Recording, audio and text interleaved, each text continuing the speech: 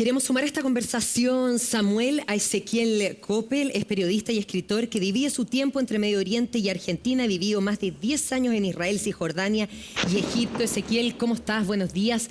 Gracias por tomar contacto con nosotros. Quiero retomar un poco lo que está diciendo Samuel.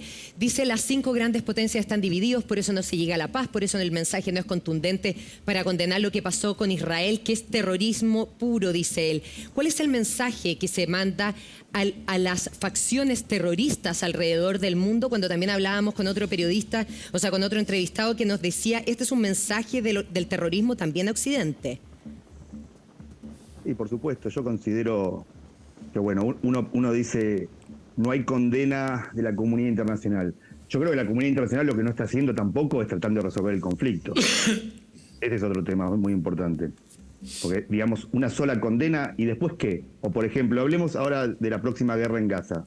Israel saca a Hamás de la franja de Gaza. ¿Qué va a hacer? ¿Va a administrar 2.500.000 palestinos? ¿Va a patrullar los campos de refugiados? Es decir, si no hay una solución a este conflicto que tenga algún tipo de esperanza para ambos lados, la condena internacional no sirve de nada.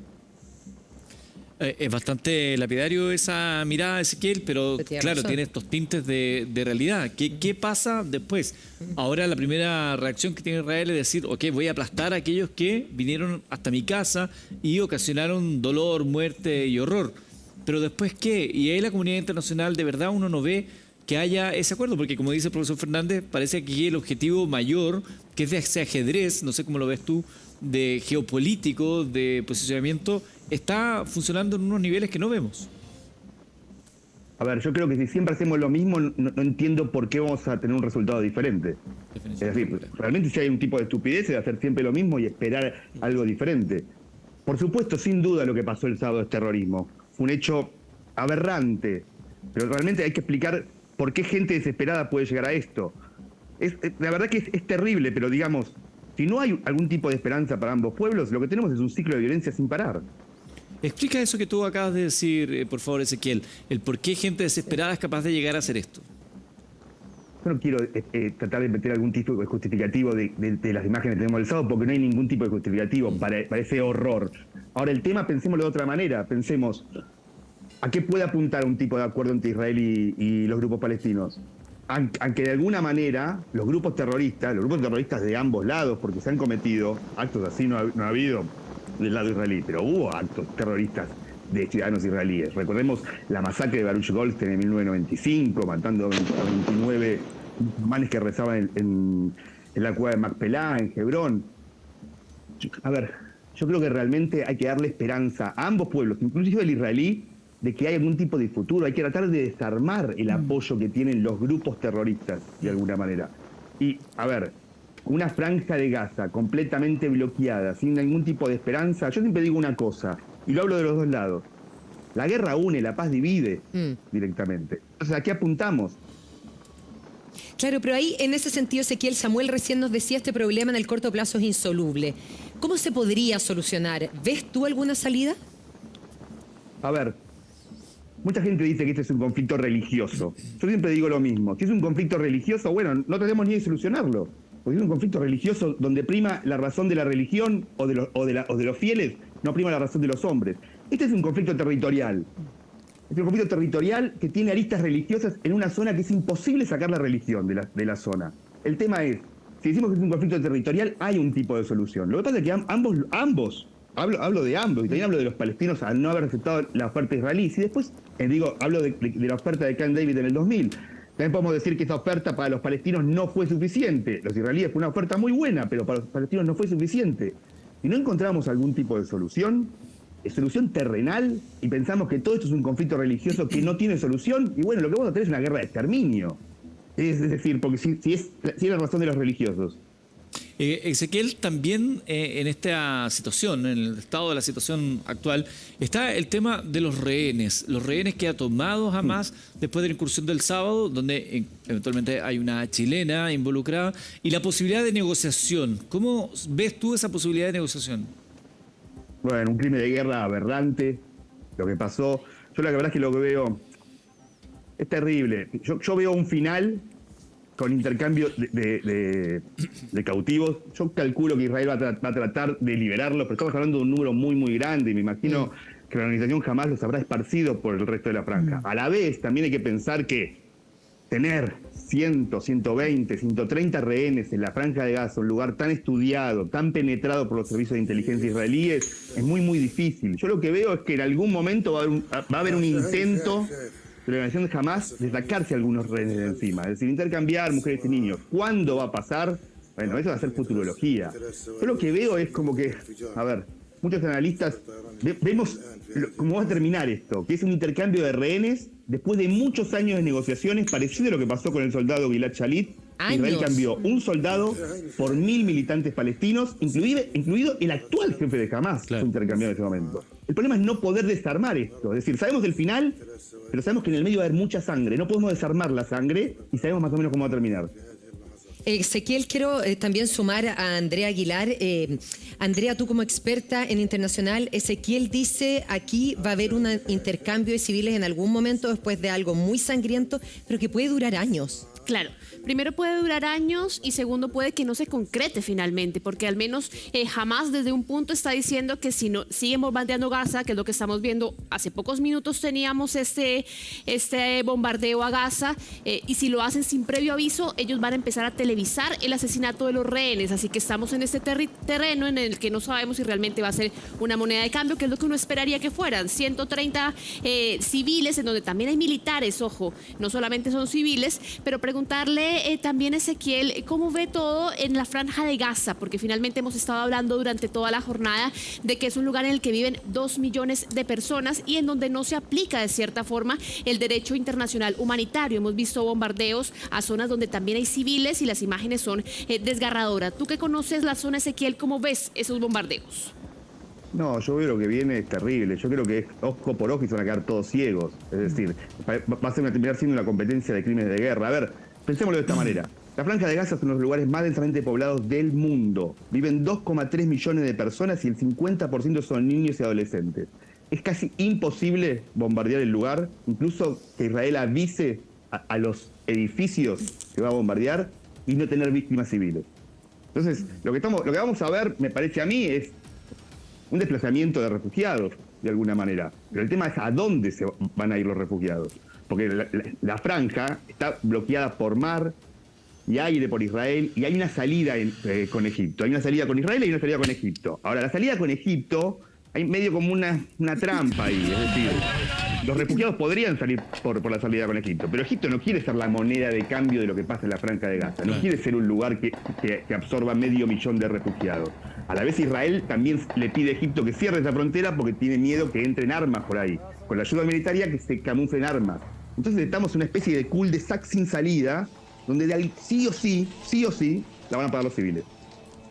Ezequiel. Porque, a ver, quiero decir una cosa también. Sí, dale. En estos temas siempre los que no la pagan son los líderes, de ambos lados. Ya sean los líderes de la organización terrorista Hamás o los líderes israelíes que cometen...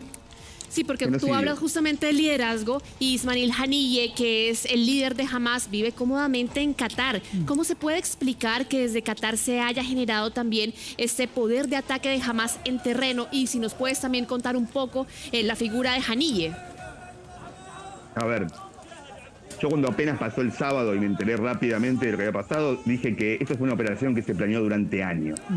Que no se puede hacer una operación así, planeándola de un día para el otro. Esto es una operación que yo personalmente, es una opinión completamente personal, creo que parte del liderazgo de Hamás no tenía la menor idea de esto. Vos para ordenar una operación de esta manera, que sea multidimensional, que incluya el ataque por tierra con drones, con cohetes, que entren por aire, son años de preparación, son años de ver a los soldados israelíes del otro lado. Yo creo que esta fue una operación que se mantuvo en un círculo muy, muy pequeño y que Ismail Haniyeh, que está viviendo en Qatar, digamos, de alguna manera protegido por el gobierno de Qatar, tranquilo, creo que ni sabía sobre esto. Creo que acá lo que estamos viendo es una división importante entre lo que es el liderazgo político de Hamás y lo que es el liderazgo militar de Hamás, manejado por Mohamed Deif, un histórico militante armado palestino que cometió actos de terrorismo dentro de Israel famosísimos. Yo creo que estamos viendo es una división acá. Yo creo que esta operación se había entre muy pocos, incluso creo que los que entraron, la masa de palestinos que entraron, los que sabían que hace mucho que entrar eran muy pocos. A mí se avisó horas antes a la gran masa. Aparte uno ve, uno de los videos que se mostraron, se ve claramente dos tipos de militantes armados palestinos, terroristas. Vemos unos vestidos con ropa de vagina, preparados, con posiciones de combate, y vemos mucha gente como improvisada, claro, de alguna manera, no improvisada, pero sin entrenamiento militar. Ezequiel, ¿qué tan probable crees tú que Hamás haya actuado con apoyo, por ejemplo, de Irán? ¿O tú crees que es posible que haya actuado solo? Sobre todo si estás diciendo que fue planeado durante años. A ver, yo creo que es imposible pensar que no hubo algún tipo de entrenamiento. No digo en la franja, porque creo que si hubiera ido, todo este planeamiento se hubiera hecho una especie de prueba en la franja, se hubiera descubierto, pudo haber sido en otros lugares. Ahora, hubo una información en el Wall Street Journal que decía que Irán le dio el visto bueno, la luz verde a Hamás para hacer esto. Eso contradice también lo que dicen los propios israelíes y los propios estadounidenses. Los oficiales estadounidenses y los oficiales israelíes no están seguros de hacer la conexión entre Irán y Hamás. Yo creo que hubo una luz verde, pero... una luz verde, un aviso de Hamás a Irán. ¿Por qué? Porque Hamás controla, Irán controla el Hezbollah en el norte. Entonces, si se hace una acción en el sur, mejor tener una especie de cobertura en el norte por una guerra total, que se inicie Hamás en el sur y Hezbollah en el norte. También creo que si hubiera habido un contacto completamente asiduo contra los iraníes, contándoles todo lo que iba a pasar, lo más probable es que Israel se hubiera enterado, porque si hay algo que está penetrado por los servicios secretos israelíes, es el liderazgo militar iraní, es decir, cómo mataron a Soleimani, cómo todos los meses Israel hace operaciones dentro de Irán. Yo creo que fue al revés. Yo creo que jamás le avisó a Irán en caso de una guerra en multifrente, estén preparados para activar a Hezbollah. Porque si bien jamás en el pasado y en varias oportunidades ha tenido contactos muy asiduos con Irán, yo creo que tiene un juego independiente también. El Hezbollah no tiene juego independiente. El Hezbollah es el brazo largo de Irán. Ezequiel, quería preguntarte por una polémica que ha ido ocurriendo en las últimas horas. Bueno, también informar que la central eléctrica de Gaza ya no tiene más combustible, por lo tanto casi completamente toda la población está sin energía, hay más bombardeos, y en la mañana íbamos conociendo algunas informaciones encontradas respecto a que cuando se entró a uno de los kibbutz, Hamás habría masacrado a muchos bebés, niños, familias completas, y ahora esta información no la confirma el ejército israelí. En un comienzo se dice que había dejado entrar personal de prensa de distintos canales internacionales. Ezequiel, ¿qué pasa con esta guerra que se arma también a nivel de información, a nivel digital? Sí, la primera víctima de una guerra es la verdad, dicen de alguna manera. Yo creo que es todo muy prematuro. Yo creo que ambos lados van a tratar de sumar puntos mediáticos. Esa es una guerra que también se van a jugar las redes sociales. Por supuesto, es una reducción eso. Verdaderamente lo que pasa en el campo de batalla y en las comunidades aledañas del campo de batalla. Pero yo creo que ambos lados quieren anotarse puntos mediáticos para hacer lo que viene. Yo creo que hay una diferencia capaz que en cierta campaña mediática de ambos lados. Yo creo que jamás todos esos cruentos y terribles videos que vimos, secuestrando personas, inclusive matando, no tiene tan... A ver, su público no es tan internacional. Yo creo que es un mensaje interno, es un mensaje para los israelíes, para infundir terror, y hacia adentro de los palestinos, para tratar de alguna manera de ensombrecer a sus rivales de la OLP. El gran tema es que todo el mundo habla de este conflicto, pero pocas veces algunos hablan con los dos lados.